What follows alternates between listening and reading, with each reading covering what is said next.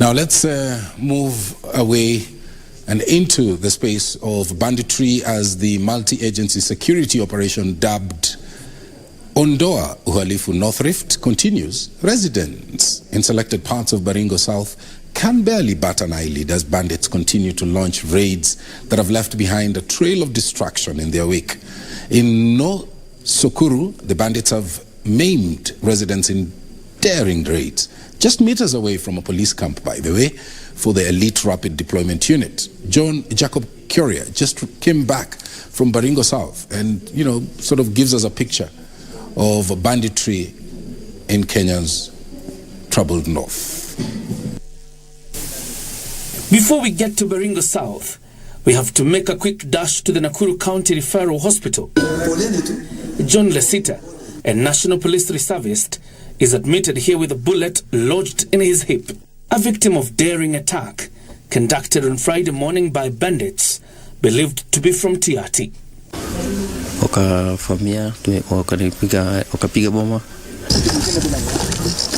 We head to Nosukoru in Baringo South to trace the events that led to Lesita's hospital admission. And as you hit the beautiful terrain that leads to the village, the landscape does not only offer an aura of tension, but has a shouting smell of death. A number of people have been killed by bandits and their bodies dumped in some of these valleys. At dawn, Friday the 24th of March, more than 15 bandits walked on a narrow stretch along Lake Baringo and identified the home of police reservist John Lesita. Lesita, his wife and 4 children were woken up by a hail of bullets being fired by the bandits. As each took cover, Lesita was ready and prepared to die as he defended his family and livestock.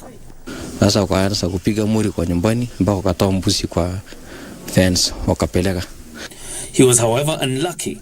One of the bullets being fired from outside hit his hip. There are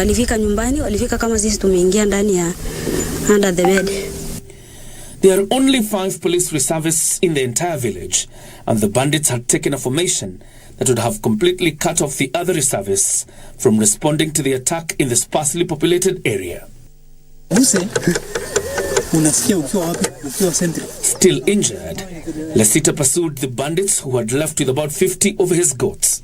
A few meters on, his colleagues would join and succeeded in running out the bandits and recovered the goats.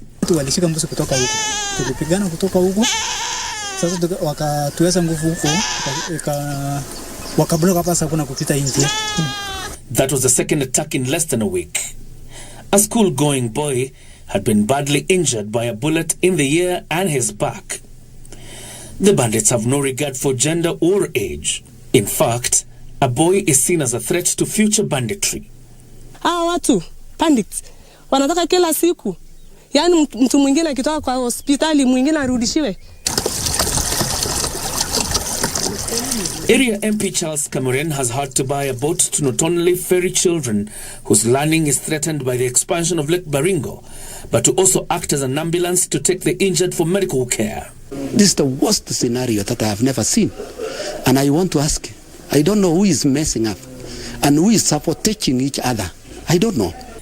The MP and his constituents are calling on the government to accelerate efforts of crushing the bandits, as well as boosting the numbers of the police reservists. Naenda kulinda wananchi na niko na majukumu ya kwangu nyumbani. Mshahara sipati. Tangu niandikwe NPR, sasa mwaka 1.5 sijaipata mshahara. Ile hombi yenye tunaomba mtuongezee NPRs. Pamisi ya hao bandits imezidi kuliko hapo awali. Ndiposa tulikuwa nauliza serikali, hii kavyo mlitoa, hii settlement mlifanya, ilikuwa ni ya nini? This is a shell of a bullet. One of this hit John Lesita on the hip. It is a reality of banditry in Baringo South. And the bandits spare no one, not women, not children, not men, not livestock. Their cry to government is to increase the number of the National Police Reservists. It is their first line of defense. Tomorrow, on the second part of the realities of banditry, we bring you the story of a school that has reopened after 11 years of shutdown.